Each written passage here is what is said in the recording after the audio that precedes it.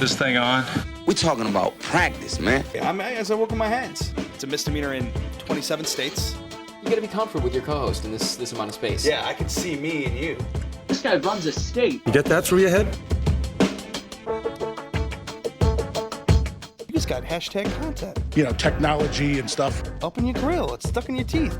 Now I have to mark them so I don't get to lick mine. You're not really that stupid, are you? Quavos. I'm just here so I won't get fined. We never lie editing this time. The ceiling is the roof. Let's make it happen. The Battle of Lord Stanley's Cup takes a turn in Smashville. Matt Bove of WKBW joins us to break down Game 4 of the Stanley Cup Finals. Plus, which NBA star is being forced to hang him up? And Jose Alcantara? What MLB milestone did this man just smash?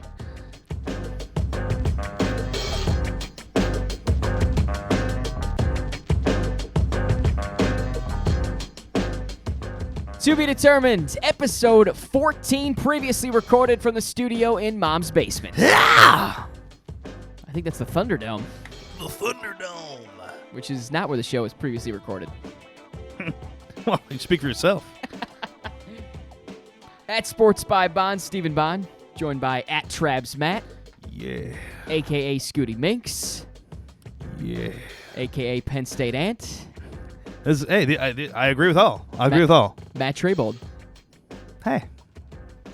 What's the word this week, Matty?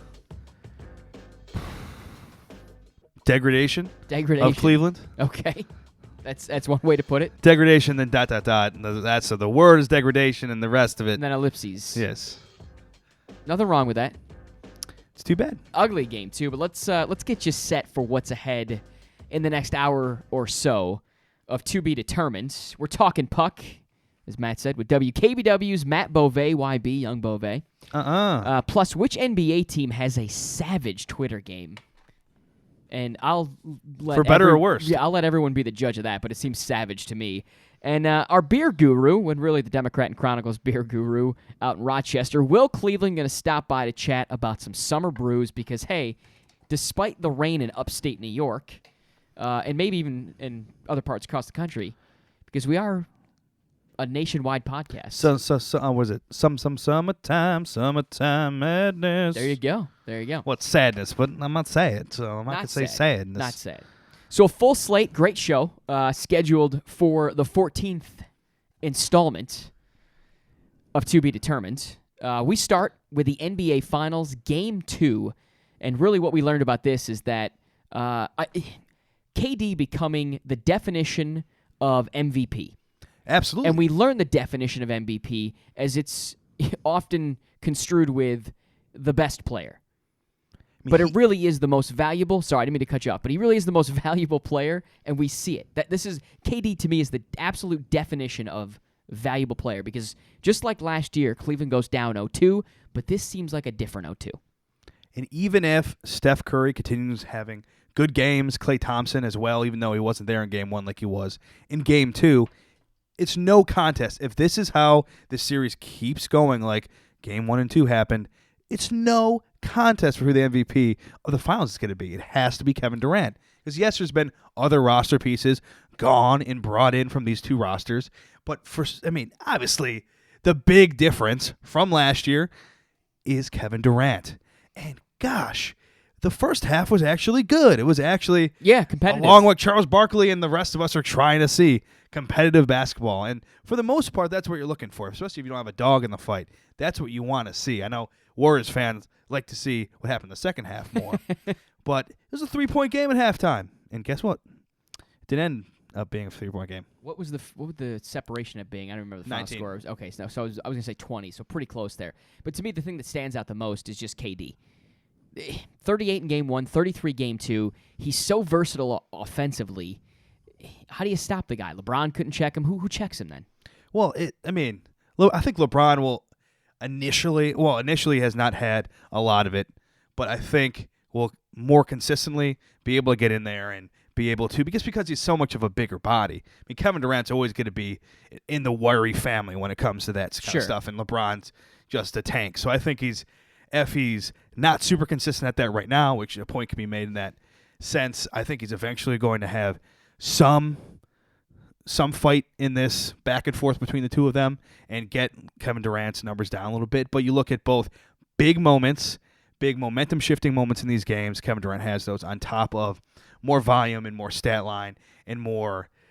Well, yeah, I guess that describes it pretty well. It does. Well but said. gosh, in the second half, you have Kevin Love, and it was not a good shot selection. It was the because third quarter that was the difference. Yeah, because he's does not have the length of a Kevin Durant, even if they play maybe different positions. And he tries to go his face up with him in the post, and you just don't have the length to do that against Kevin Durant. And then right on the other end, circus lap against both LeBron and Kevin in his face. KD, huge moments. We're at 0-2 for Cleveland. Same exact position they were last year. They have to win 4 out of 5. It doesn't feel like they can.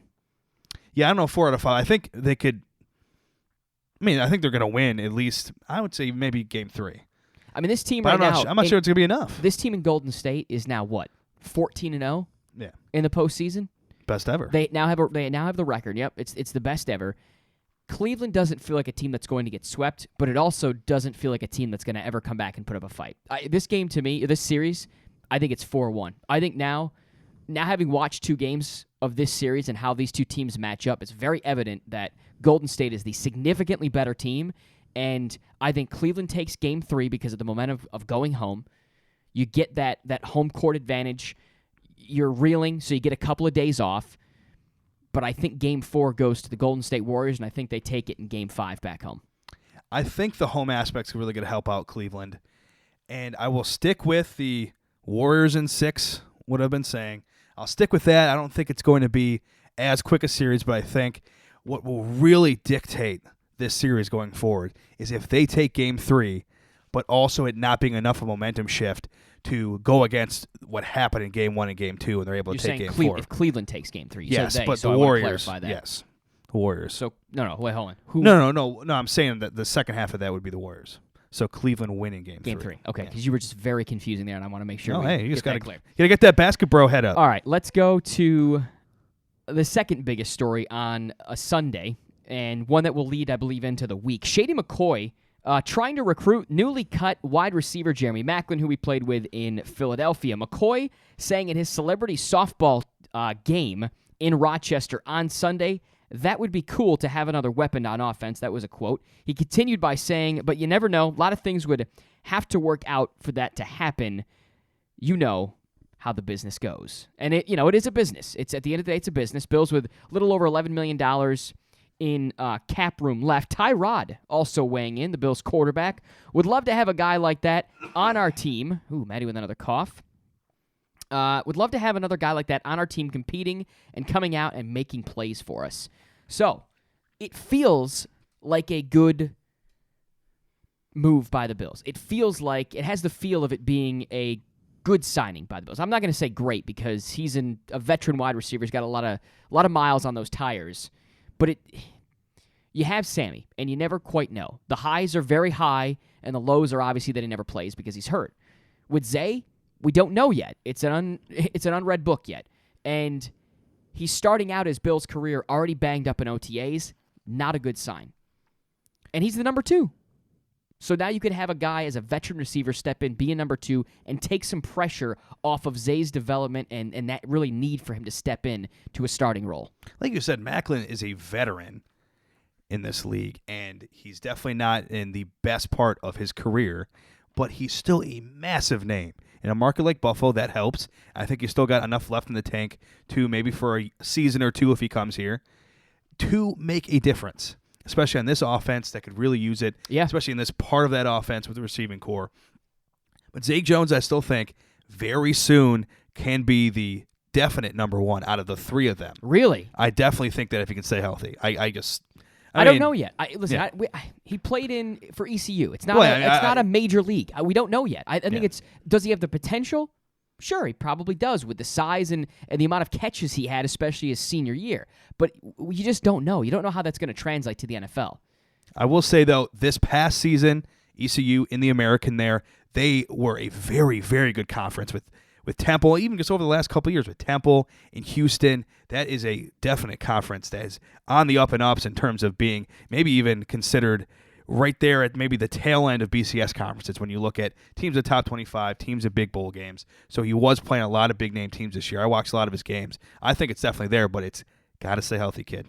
They're just on the outside of the Power 5, that conference is. So, yeah, we'll see. But either way, the signing could be a big get for the Bills, just in terms of depth. You need depth at that position. And it was one area we looked at in the offseason and said they didn't address it enough. So, hey, here's an opportunity to do that. So they did it through the draft, and now you can do it in free agency. Yeah, all it's right. definitely different than an Andre Holmes or a Philly Brown in terms of being a guy brought in, a veteran guy, but in terms of big names, he's definitely a little bit different than those guys. Indeed. We jump to the NHL. Game 4 preview. Game 3 was on Saturday, this past Saturday. The Pens up 2-1 in the series, but the Preds seem to have some new life after the series switches back to Nashville. And really, it's not only the win, but the fashion in which they won and the environment in which they won. I mean, that crowd for Nashville was spectacular. They were heckling, I think, Sid at one point. They heckled Matt Murray. It was an energetic crowd throughout. I think 5 different catfish made their way onto the ice.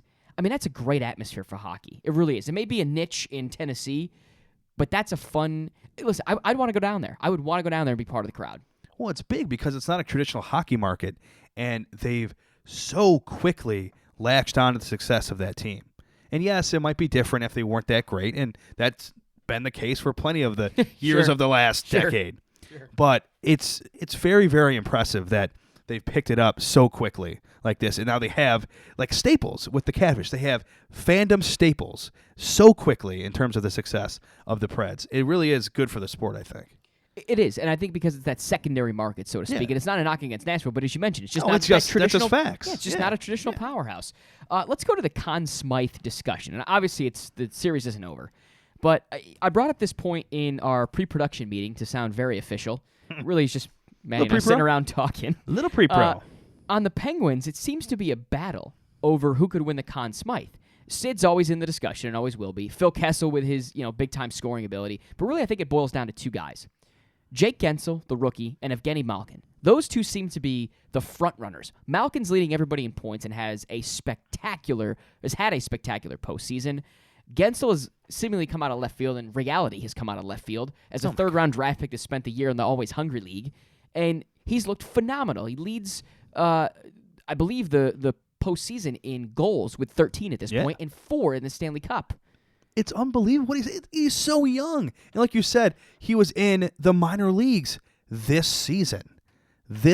Fun guy to watch. And it's not a bad, well, it's not a problem to have at all. It's certainly not a bad problem to have in terms of getting the puck to all these different guys. And all these guys at the top of these statistics for the entire postseason of the NHL are from the Penguins for the most part. Yeah. I mean, they have the top 4 in points we were looking at today. Phil Kessel and Sidney Crosby up there as well, with Gino at the very, very top. That is so big. So here's a team with all these injuries too, and they're still getting it done. Exactly. That's a great point, the fact that they're so banged up. So here's the real question. Let's say the Predators come from behind. Let's say the Predators win Game 4, it becomes a whole new series, and then somehow they take 2 out of the next 3 and hoist Lord Stanley's Cup. Who's the Conn Smythe winner from Nashville? I see a lot of times it happens, unfortunately. I mean, Andre Iguodala winning the finals recently for the most recent Golden State Warriors. So that MVP, that really kind of bucked the trend. But a lot of times they go with big names, unfortunately, well, for better or for worse. And I think it'll just fall to Pecorine. That, for one. For goaltending. Because they're so important in the NHL postseason.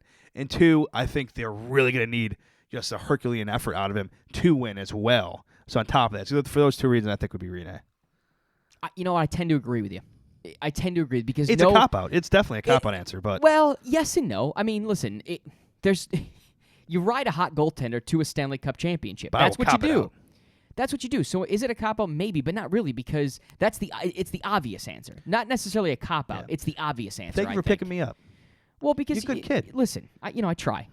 That to me seems to be the obvious answer if you're Nashville. But listen, could you make arguments for PK Subban? Sure. Is it a name? Sure.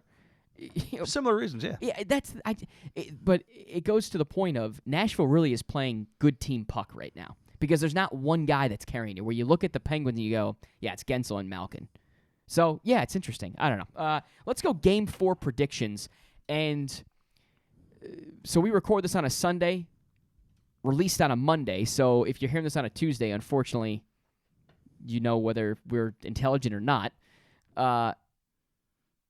Game 4 to me is crucial. Game 4 is the entire series. This will dictate the rest of the series. I like Nashville in it, and I like Nashville because of the momentum factor. They, to me, outplayed Pittsburgh in Game 1 and lost. Game 2, couple of bad breaks really in Game 1, but Game 2 was to me Pittsburgh. That's where Pittsburgh looked best, and Nashville looked lost. Game 3, Nashville responded. They had the crowd. They got back home. They licked their wounds, and they came out and performed. Little sound effect from Maddie there. It was weird. It was weird. It's a weird one. It's a very weird one. Game 4 to me is a momentum swing, and I think it's in favor of Nashville. Now, what happens in 5, 6, and 7 if it's needed, I don't know, but I do think that Nashville takes that all-important Game 4. For me, and it's tough. I want to go with you. I really do, because it's such a big point that they dominated in just about every major statistic besides score in Game 1 and lost pretty big. And now they actually have not only the confidence that they were playing pretty well even in losses through the first couple games, but they also now have a win under their belt. But I think there's just too many big-time, just legendary in terms of this postseason, scoring options on Pittsburgh. Yeah. Yeah. It is a murderer's row. They're almost like the Golden State Warriors of hockey, well, just because of the lineup. Just look at those 4, yeah. Yeah, I agree. Bump music in, A block done, we head to the B block. As we mentioned in the open, Matt Bove, WKBW sports anchor reporter. He's basically the beat reporter for the Buffalo Sabres for WKBW. Very familiar with hockey. He was at Game 1 of the Stanley Cup Final. What did he hear? What does he think's going to happen throughout the rest of the series? Matt Bove around the corner.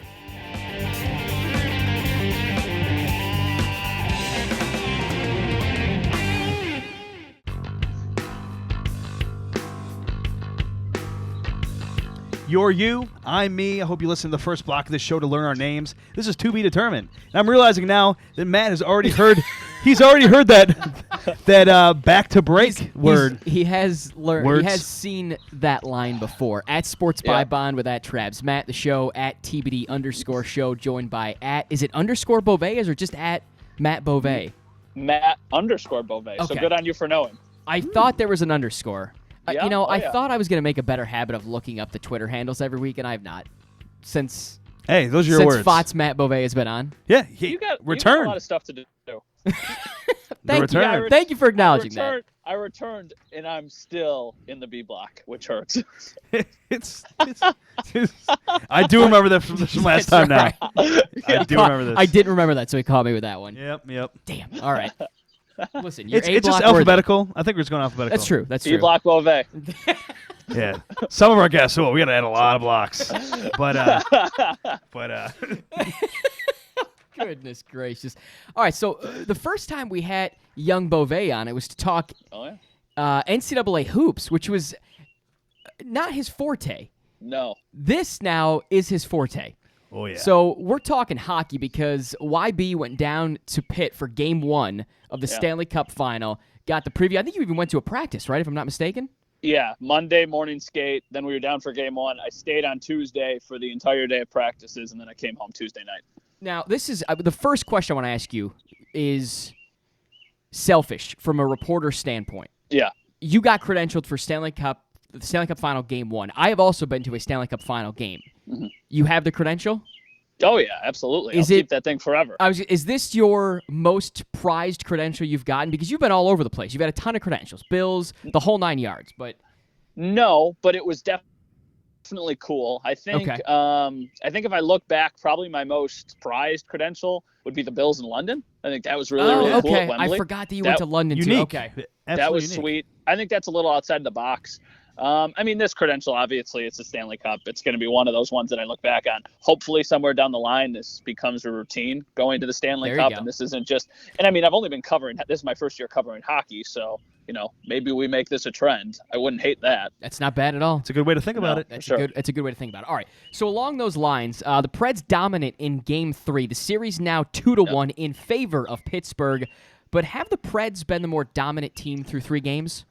You could probably look at both ways of thinking. In Game 1, when that was the game I was at, 37 minutes without a shot for the Pittsburgh Penguins Amazing. was something that I never thought was even possible. And this is coming from somebody who covers the Buffalo Sabres, who are terrible, and they've never gone 37 minutes without a shot. So to see that happen with a team that has Sidney Crosby and Evgeny Malkin and Phil Kessel is just absurd.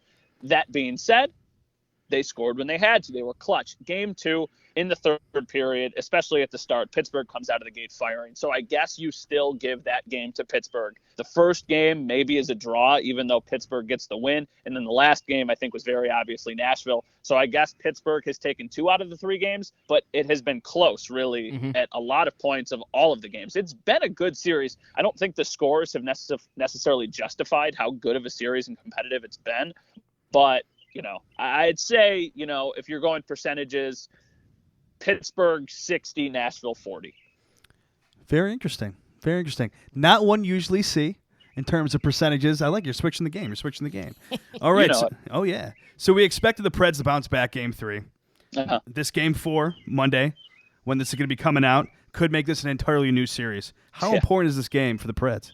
Well, it's unbelievable. If they go down 3-1, I think they're done. And I think probably most people would think they're done just because, they're not the Warriors. I don't think they're blowing that lead.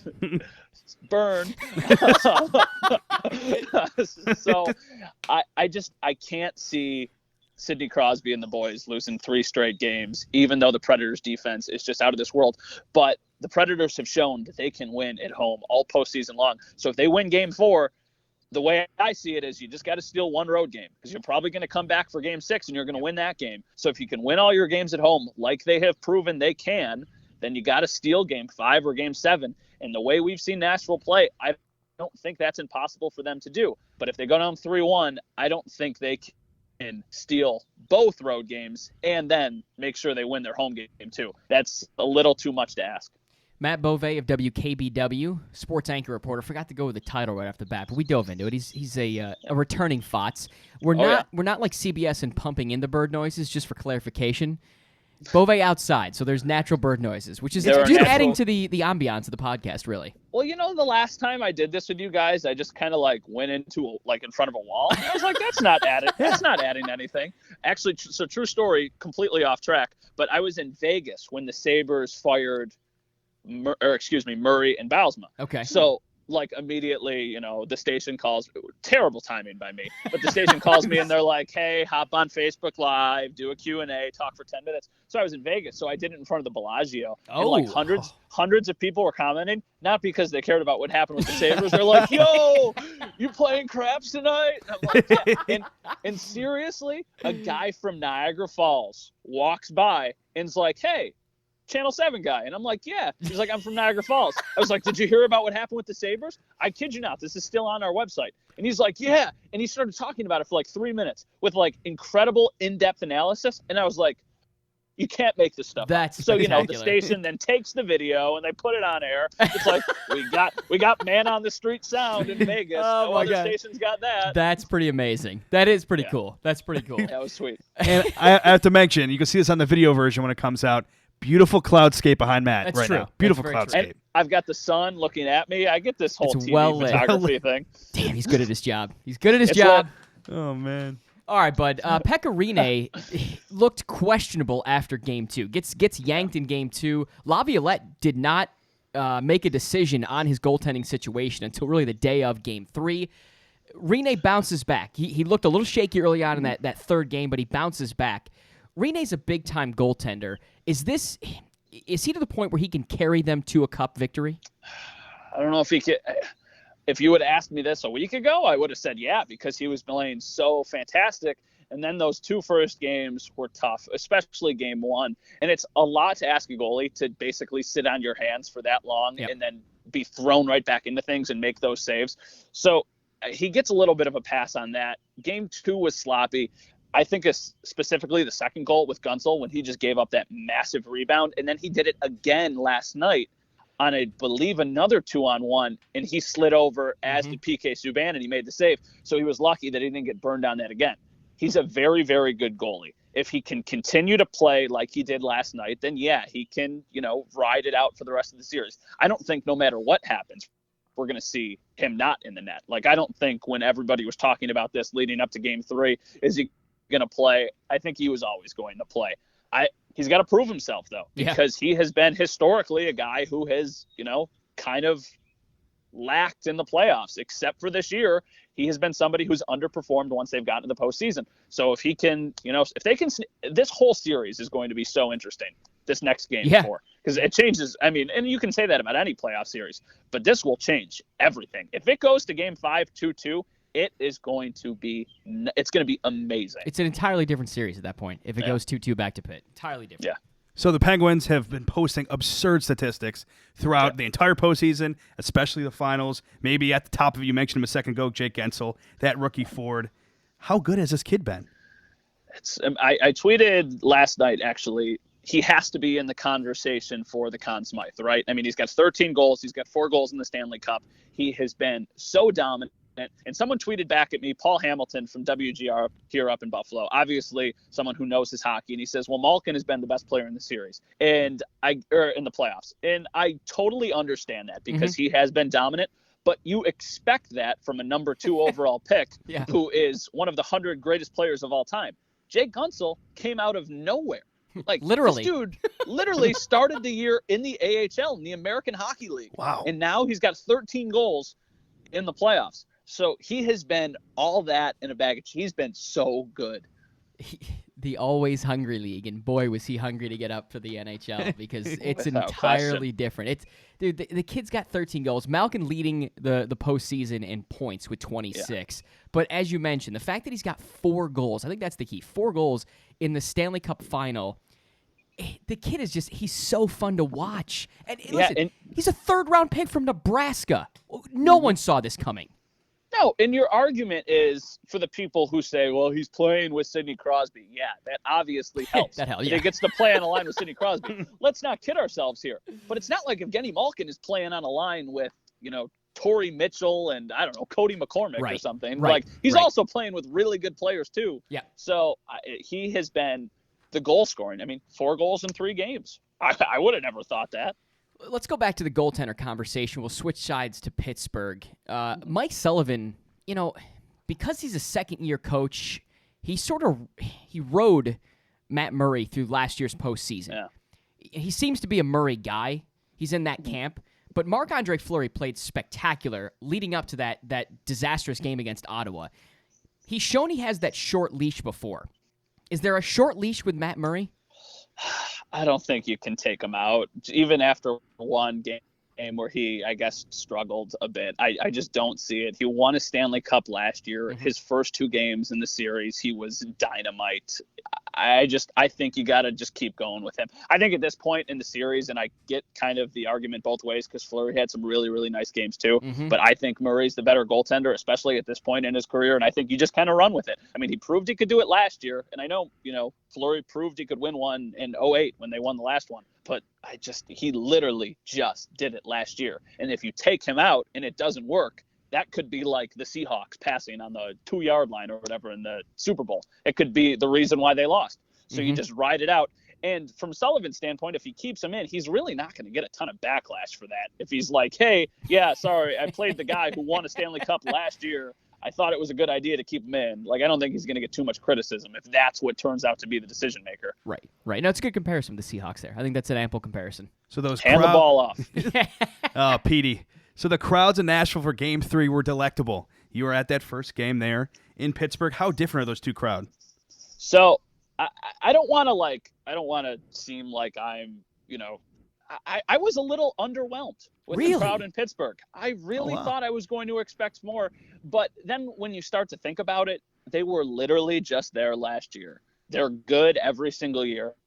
I went outside before the game, and I was just talking to a guy who was selling tickets. And I was just curious. I was like, how much are tickets even going for this game? And he was like, yeah, $200, $250. I'm like, that's it? Like, that's crazy. That's not bad for a final. When I was in Toronto for Hockey Night in Canada, when the Sabres played the Leafs earlier in the year, they were selling tickets for $200. So it's like the same thing. And that was in March or February or something like that. So from everything that I saw, the Nashville crowds were unbelievable. And I don't want to make it sound like the Pittsburgh crowds were bad, because it was electric and it was amazing. But I think because this was my first Stanley Cup game, I kind of thought it was going to be like, a life-altering experience. And it was just a really, really energetic, crazy crowd. But I guess that's expected when you won a cup last year. And I would have bet that, Game 5 and Game 7, if it comes to that, will be so much more than what we saw for Game 1. Sure. They're spoiled a little bit, Pittsburgh is. A little bit. To a certain extent. Both the Penguins and the Steelers have been really competitive for a long time. So they call themselves the city of champions. They've been there before. There you go. It was pre-Catfish, too. Pittsburgh. The guy. Yeah. So the Catfish guy, there were so many media there that the regular press box wouldn't fit everybody. So they had an auxiliary press box. So I don't know if this means they think highly of me or if they don't care about me, but they put me in the auxiliary press conference, which was in the 100 level. So it's literally built over top of a section of seats. Oh, wow. So to my left fans, to my right fans, and the guy who threw the Catfish was like 30 yards to my left. No kidding. Yeah. Saw it you had a good look then. Yeah, it was fantastic. I saw the commotion. I saw them take the guy out. Everybody was booing and going crazy. Literally, like 30 yards to my left. That's amazing. See, there's a guy who's into it. He's right there. Oh, he was fired up. The fact that he air sealed this Catfish and wore an obscene amount of what was it? Did he go with the body spray or was it cologne? I think it was cologne. Yeah, I think he did. I think that's what it is. I don't think that's necessary. He's a smelly guy. You never know. Well, you got a catfish in your pocket that you overnighted. Is that a catfish? Is that a catfish in your pocket? I just love the guy's dedication. Oh, you really like PK Subban. I love the guy's dedication.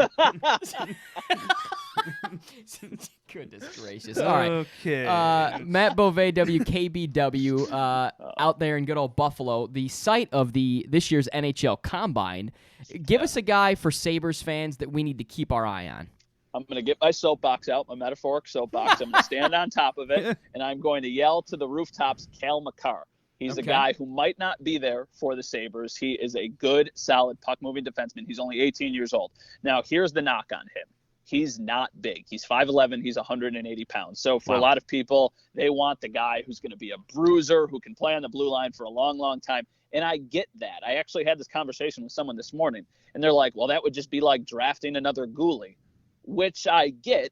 But today's NHL, you need guys who can move the puck up the ice. And if you aren't the biggest player, it doesn't necessarily mean you can't play in the league. And we've seen a lot of small guys have success. He put up absurd points in junior this year. He was actually in the Alberta Junior Hockey League for the Barron Bandits. The guy scored a ton of goals. He was on the 18 and under World Cup teams for Canada. He has a really, really impressive record. He might not even be there, but if he is, I think he's one of those rare players who might be the best player available, and he also happens to fill a need. But Sabres fans need to be patient, especially if they hate this guy. He's not going to play in the league for probably 2 or 3 years. Mm-hmm. And I know fans are desperate. They want to win now. They want to see a guy who can jump right in right away. There's not a player like that in this draft from my standpoint, especially on the blue line. I mean, if you're getting, Nolan Patrick, he can probably jump in right away. But if they're going to take a defenseman, which I would bet that they do, it's going to have to be someone who can sit and wait. So Cale Makar, and then the other guy is Timothy Liljegren, who was the consensus top defenseman going into the draft. He's from Sweden. Need I say more when you think of Erik Karlsson and Victor Hedman and Oliver Ekman-Larsson? He told me yesterday that his favorite player to watch is Erik Karlsson. And I'm like, okay, sign me up. That works. We could take that. Cool. I don't even care if the guy practices. Just let him play at that point. If he is half as good as any of the 3 Swedish defensemen that I just mentioned, he is absolutely worth the 8th overall pick. We'll go with it then. It's not bad at all. All right. Yeah. Getting away from hockey now a little bit. The Final 5, when we're making the Final 4, we've already asked you your alma mater, Buffalo State. Word up. Yeah. So we're going to start with this. What is your secret talent? I don't think I have any. I was actually just talking with some of my buddies in the house behind me. And I'm like, the question I really asked them was the next one that you're going to fire away. And I was like, do I have any talents? And they're like, I'm okay at a lot of different things. I'm an okay golfer. I'm an okay hockey player.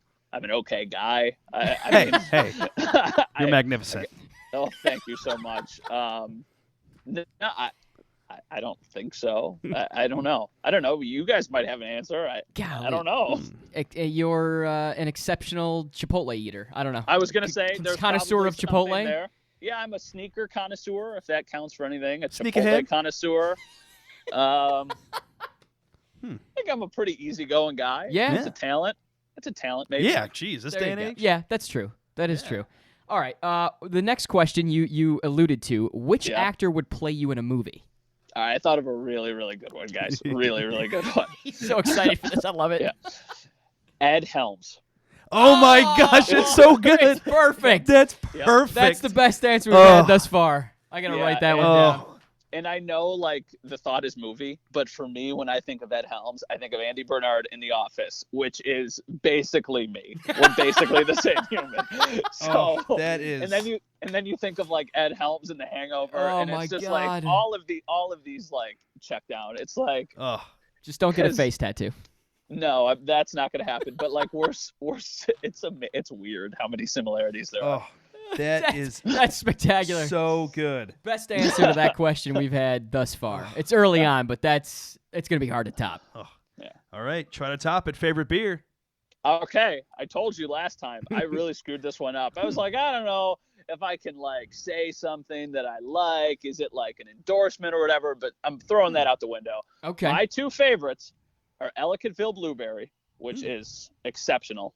And then at Pearl Street Brewery up here in Buffalo, they've got one called Don Cherry Cherry Wheat. Oh, And it is I love the name. yeah. unbelievable. Like they sell shirts that just say Don Cherry Cherry Wheat, and it's got like the torso with the crazy suit and the thumbs up, and then in the Spectacular. other hand, someone holding a glass of beer. And it is so good. I mean, it's like a lot of the other cherry wheat beers that you guys have probably had. Sure. But it's just a local one. It's really, really good. It's not super expensive. So those are the two go-tos. Yeah, but you know what? I find that the local ones, that's probably the best answer. Yeah. You know, I mean, yeah. I like it. All right, buddy. Where can we read your stuff on the internet? Where can we find you? We know the Twitter at Matt_Bove. What else we got? Sorry, the sun's coming out a little bit now. It's a little too lit.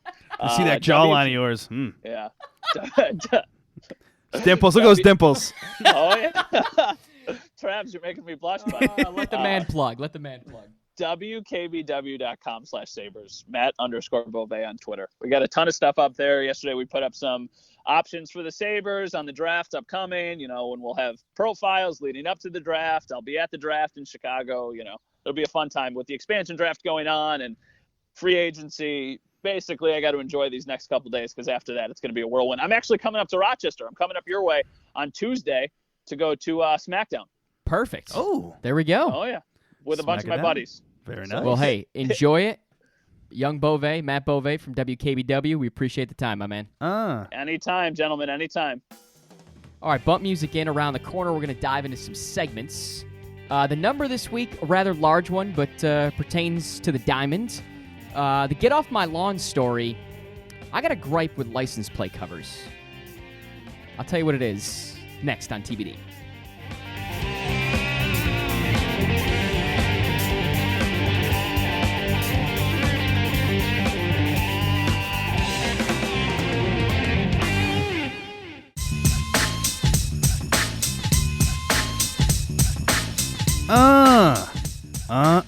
We're back here on To Be Determined. Let it happen. C Block, time for some segments. At Sports by Bond with Travis Matt. You can find the show on Twitter at TBD_show. We didn't do a poll this week. I just noticed that, Matty. We got to get a poll going this new week. Gosh, you're right. We try to get a poll. We try to make it interesting.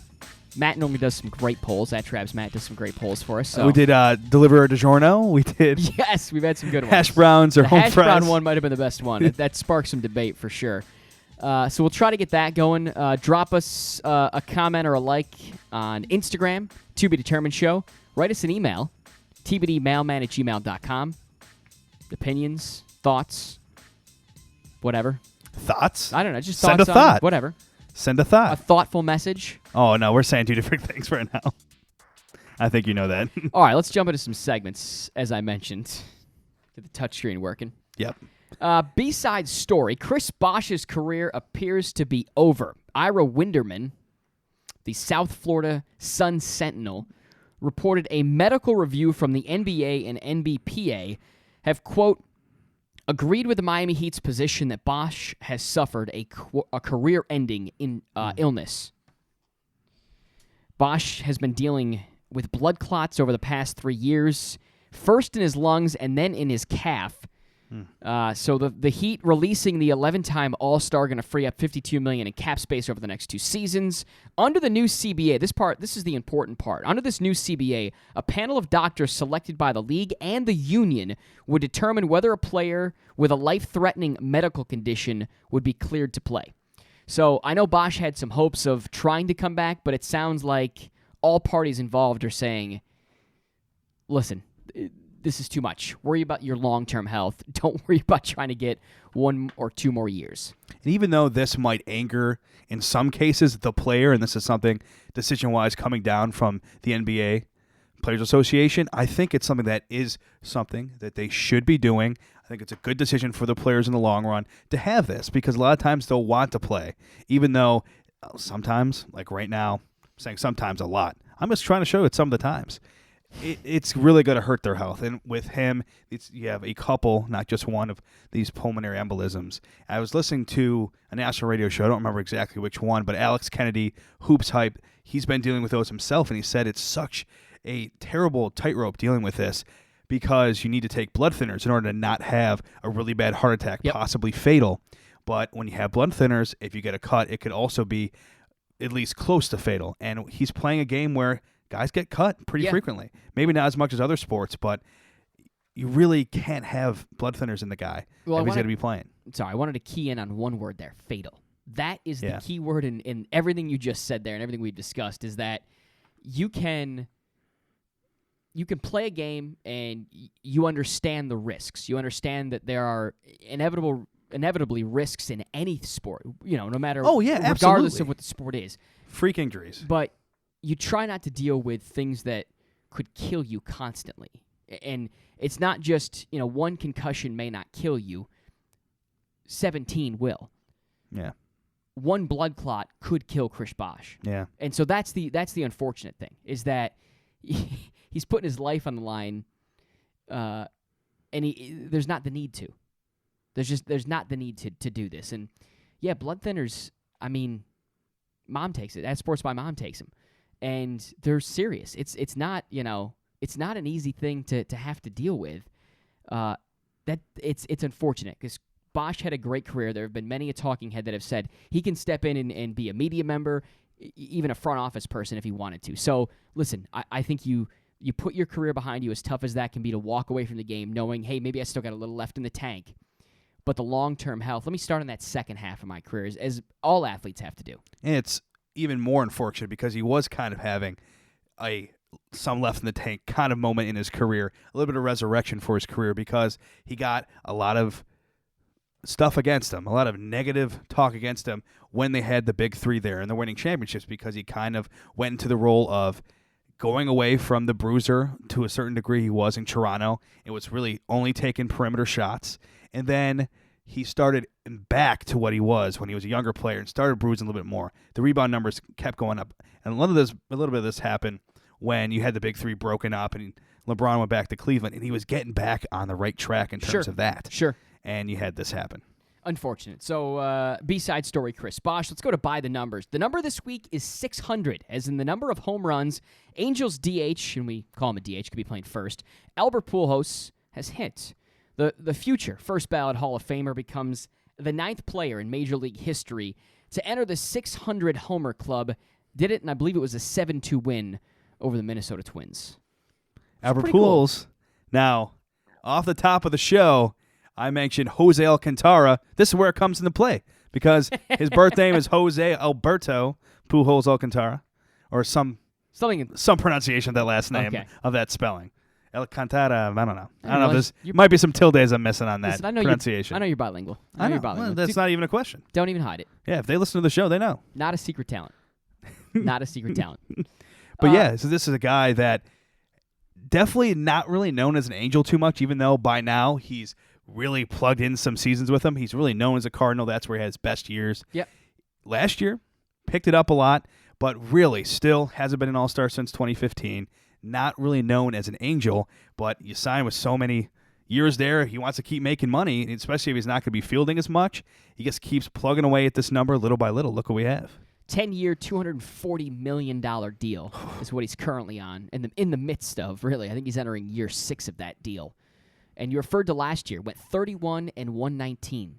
So at age 36 last year, still very productive. And he's not fielding as much, but I still think you'd say in this contract he's in the midst of it. Because he does play first base every once in a while. Sure. MITTS. Mainly a DH. And, maybe for what they're paying him, which is upwards of $20-something million a year, maybe not worth it for that. But, he's a guy that's going to sell tickets. You want to see him hit the ball, so.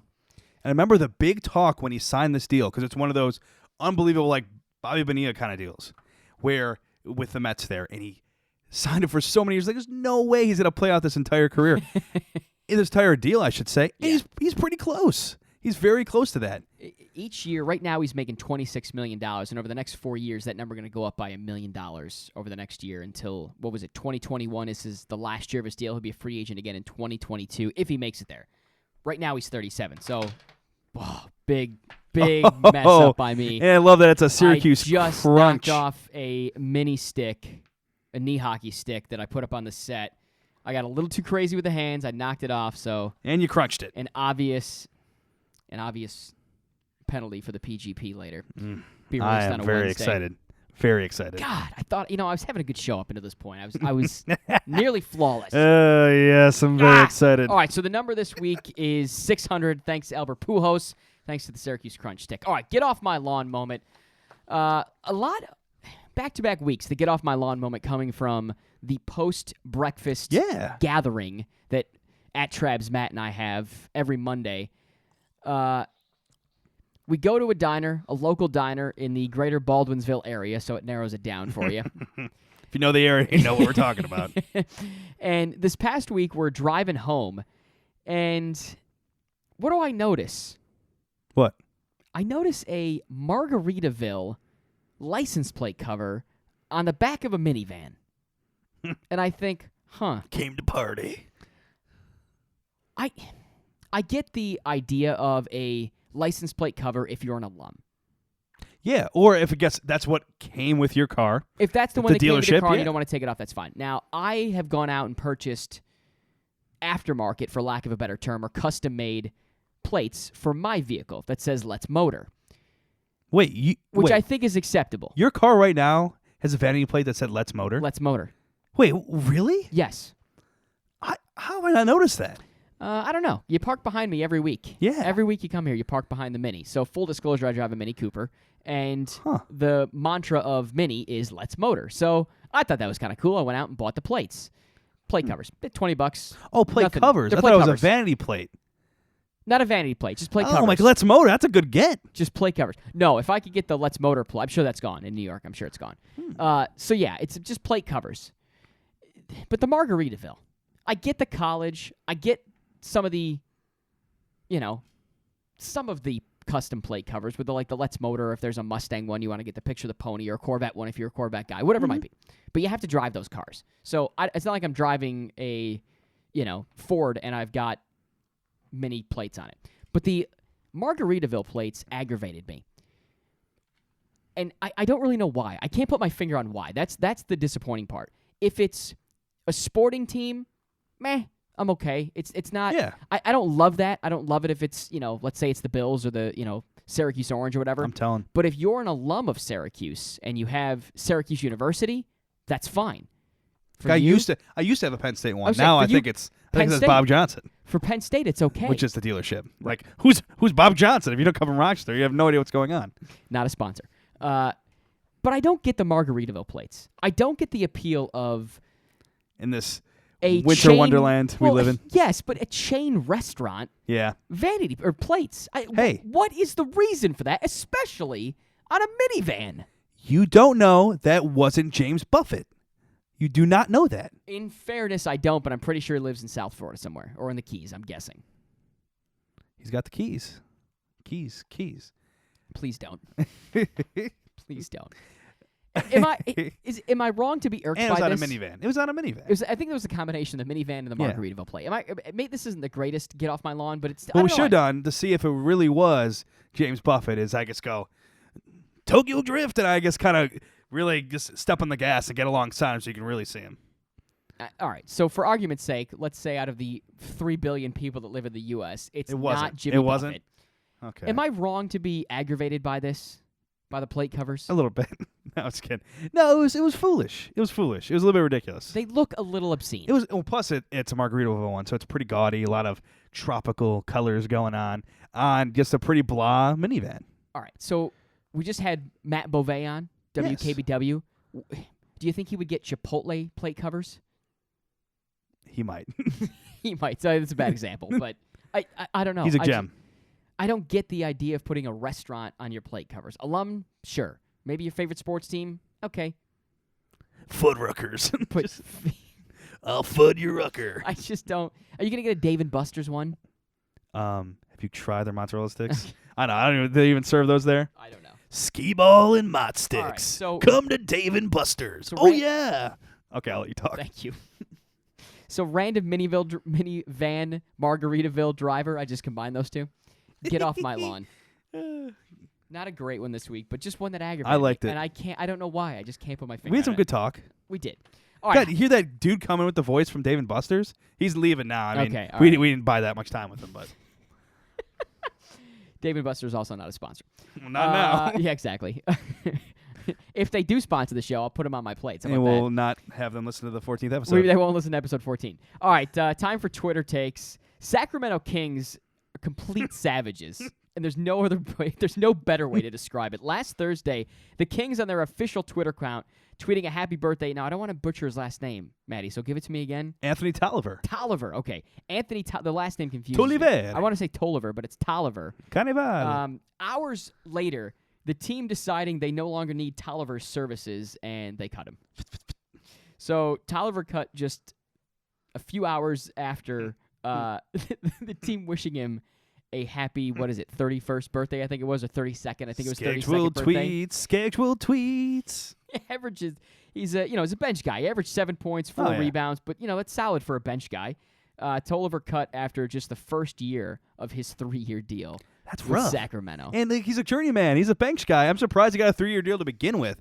That's too bad. So this is taking the Twitter takes very literally this week. And I'm pretty sure because I know he's big in the NBA Players Association. He might even be VP, like second in command, either James Jones or Derek Fisher or something. That might be his only kick going forward. My goodness. That might just be his gig, not doing player stuff and Player Association stuff. Teams' Twitter accounts from time to time, and for the most part, can be pretty sappy and just not good quality content from what you see from the rest of the internet. This is just ugly. It's just And the picture was really cool too. It has to make more salt in the wounds. It was an action shot of Tolliver. Yeah. Which is God. not that many of. So, so it was really savor it, boy. So the Sacramento Kings. Tolliver. Yeah.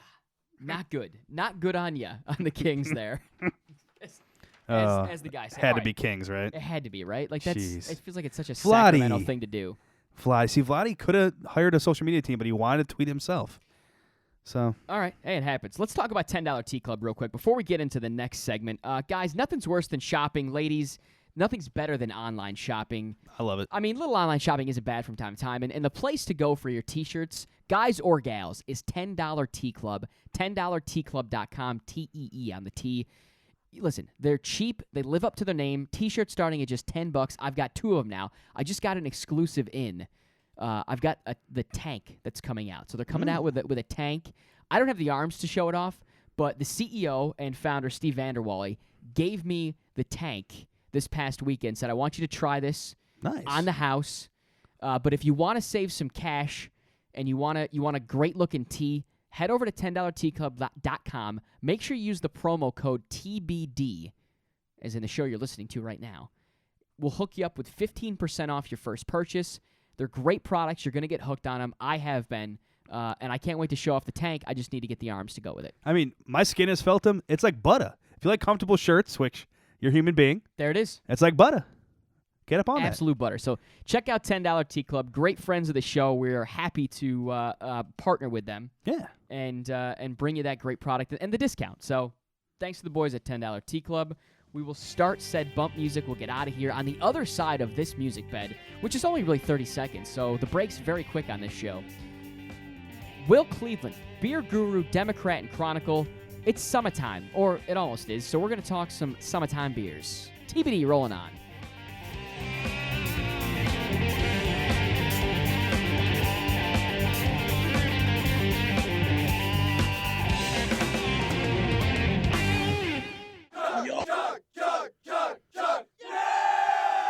Oh, that's...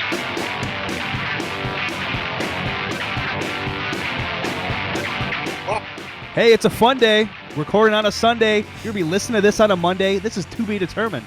My goodness. You're back and better than ever, Matty. Last week you were... I'm shooting 50%, but hey, that's Hall of Fame numbers. I wish we could get a picture of what just drove past. Oh! What drove past in a Lawn and Order landscape unit truck. I shit you not. Spectacular. It said Lawn and Order. Lawn and Order. Logo. Sorry. Oh, Law and Order. Oh. Yes. I was like, Law and Order, okay. But Law and Order is amazing. That's spectacular. Yeah, and it was the same font as Law and Order. Okay, sorry. The voice on the other end, one at Will Cleveland 13, the beer guru of the Democrat and Chronicle, and of course, to be determined, because we've just sort of hijacked him for the heck of it. I like being you. Will, what's going on this week, buddy? Nothing. It's technically my Saturday, so I'm, out and about enjoying life. Wearing a Rip City hat, which is just phenomenal. Since I was 7. Awesome. Now I've got to ask the follow-up. How did you become a Trailblazers fan? So I picked all my favorite teams when I was 7, like I said, so in the early 90s. So I became a Portland Trailblazers fan because I loved Clyde Drexler and Kevin Duckworth and Buck Williams and Terry Porter and some of those guys. And I picked the Pittsburgh Pirates for the same exact reason because I loved Andy Van Slyke and Bobby Bonilla and Barry Bonds. So I stupidly stuck with all my favorite teams, and they've sucked ever since. That's awesome, though. I mean, kudos for being on the East Coast and having a West Coast team. It's unique, right? Whatever. Definitely, it definitely is. All right, well, we're talking about summer beers this week because at some point it's going to start to feel like summer. We're going to have some summer-like weather. What are some of the... It's bound to happen. One of these days, right? You would hope, once you get rid of all this rain. President, it's not going to happen, but it might. Might's probably a good word for it. Oh, yes. What are some summer staples we should look forward to? You know what's really cool that's been released really recently was Genesee released 2 different versions of their traditional cream ale. So at the brew house, they did a Mosaic dry hopped cream ale, which is Mosaic is a hop from the Pacific Northwest that's, really low in bitterness, really, high on those juicy tropical fruits. So it adds a really cool, fun, tropical fruitiness to the traditional cream ale. And then they also released a orange honey blossom cream ale. So they made it with orange peel, I believe, and honey. And it kind of almost resembles a creamsicle, so it's a really cool beer. So those have been things that I've been really enjoying lately. I tend to drink Pilsners a lot in summer, so I like Victory Prima Pils, or you can just go on and on and on. Sure. But something that's lighter in body, crisp, tends to be really refreshing. Very nice. Are there any new beers beyond those ones that you're seeing out for this summer, especially? It's been interesting because there's been a lot of breweries that have been releasing low bitterness IPAs, and those tend to be really good summer beers too. You see Stoneyard in Brockport came out with a really cool IPA called Hazy Hoppy Nonsense that I really recommend. Let's see, Knucklehead finally made a new batch. They're in Webster. They made a new batch of their. It's called Tainted Haze, which sounds like an emo band almost. It does. And that became their flagship IPA, so it's going to be available all the time there, which will be fun. There's some cool fruited sours you can look out for. There's just a whole bunch of stuff that kind of screams summer. I want to follow up quick on that less bitter IPA. Does that make them more, and I want to use your words here, more crushable, more drinkable? So it doesn't fatigue your palate as much. It makes it so when you're drinking them, it doesn't have like that bitterness that you want to scrape off your tongue. Yes. The dirty quarter taste, as I like to put it. Yeah. Speaking of flavors, we noticed in doing a spot of research before this that watermelon seemed to be a big flavor last year. Is there a particular flavor or maybe a fruit flavor that's going to be big this year? Honestly, I think you've managed to stump me. Okay. Wow. One. We got one on Will in all this time. I can't think. There's obviously a bunch of fruited wheat beers that are right. that are good summer beers. 21st Amendment out of San Francisco. Actually, they make all their beer in Minnesota, but they do a watermelon wheat beer called Hell or High Watermelon, rather. Sorry. it tastes like a Starburst almost, or a Jolly Rancher. It's really good. Wow, that's different. Yeah. So to answer your question, I can't think of anything that's kind of like the in fruit. Okay. I just thought that was interesting that for whatever reason, watermelon was the go-to last year. But and I don't think I've ever had a watermelon beer, to be honest with you. Yeah. But Hell or High Water, it's a great movie, so I'm really glad that it's named after that. All right. It's a crushable beer. You'd enjoy it. Speaking of crushable beers, what are you crushing right now? I am drinking my first beer from this brewery called True, TRVE, kind of stylized, so it looks cool and kind of gothic looking. Okay. They're out of Denver, Colorado, so I'm drinking a collaboration that they made with Burial, which is in Asheville, North Carolina, and it's a beer called Slow Death, and it's a dark sour with lemon peel or lemon zest, I believe, and aged in bourbon barrels. So it kind of has like a dark fruit kind of chocolatey starburst jawbreaker warhead kind of thing going on. What an appropriate title. Yeah. Slow Death. Such an appropriate title. Alrighty, so as we're recording this, Game 2 of the NBA Finals is going on. Game 1 was all Golden State. Do you have any favorite beers? Any favorite beers out of the Bay? Ooh, San Francisco is such a great beer city. You have really awesome breweries in San Francisco, like places called Cellar Maker, which is right in San Francisco. You have Fieldwork, which is in Berkeley. They do some incredible stuff. And then you look up the Sonoma region. You get traditional kind of West Coast heavyweights like Russian River or Lagunitas or Bear Republic breweries like that. So San Francisco, Oakland area is just a craft beer hotbed. Very nice. All right, let's stick with the NBA then, Will, because you're wearing a Rip City hat. We just talked NBA. Warriors right now at the time of this taping up 1-0. Who you got in the NBA Finals? They're a juggernaut. How can anyone stop all four of those guys? Yeah, seriously. Don't get me wrong. I'd love to see a 7-game series, but look at last year's series. Even when the Warriors were up 3-1, all of those games were 20, 30-point decisions until Game 7. Yeah. Yeah. So you sub in KD for Harrison Barnes, and I think you like your chances. Not a bad swap, if I'm honest. Will, yeah. Where can we find you on the internet? What's the latest article you've written? What should we look for on Democrat and Chronicle?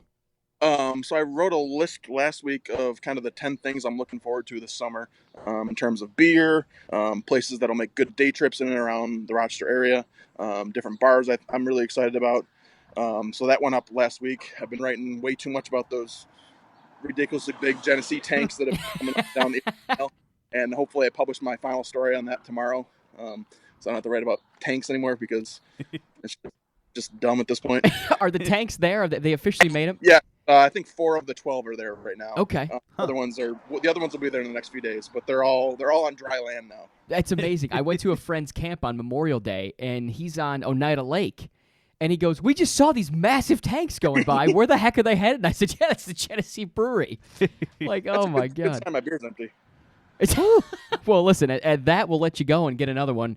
Will, we can find you. Where can we find you on the internet? At Will Cleveland 13 on both Twitter and Facebook. And you can read all my work at democratandchronicle.com. There it is. Very Will nice. Cleveland, the beer guru of TBD and more importantly, the one he gets paid by, the Democrat Chronicle. Yeah, don't tell him. Will, thanks for the time, buddy. Thank you. Later.